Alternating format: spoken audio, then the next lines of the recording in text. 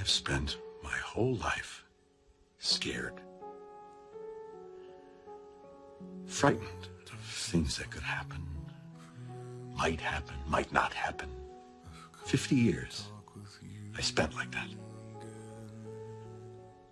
Finding myself awake at 3 in the morning. But you know what? Ever since my diagnosis, I sleep just fine. When it comes to accepting all things that you can't change, death is one of those things. So I made peace with death a long time ago. And I think that death is a big fear for all of us. And to me, I've gotten to the point where I realize it doesn't even make sense for that to be a fear. For anything that's inevitable or that you can't change, right, that there's no point in resisting it and wishing it weren't going to happen. You can either live your dreams or live your fears.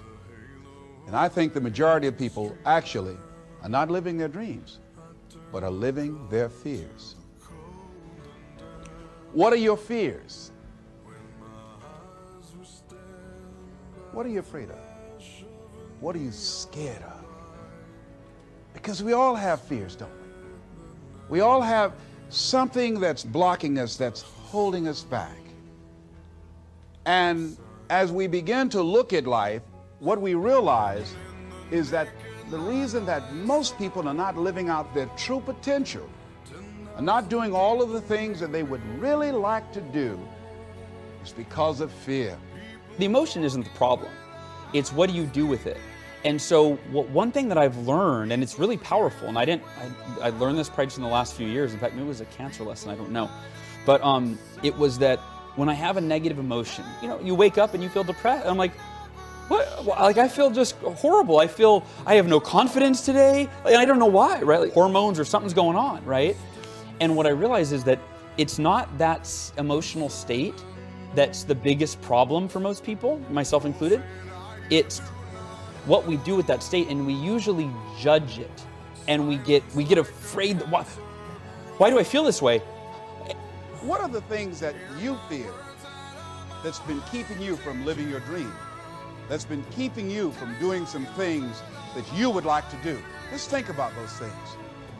And how do we begin to handle that? Abraham Maslow said that life is about growth. And he said, you can either go back to your comfort zone, and there you won't find any growth, or you must be willing to go forward and face your fears again and again and again. Because you're never going to have a fear-free existence. I mean, some fear is acceptable and legitimate. There are some things that you really should be afraid of. Now, you shouldn't allow it to immobilize you. You acknowledge it, you take it into account, and you carry yourself accordingly. There are times that we should proceed with caution. But it's the difference between being stopped by fear. It's the difference between having a fear and the fear having you.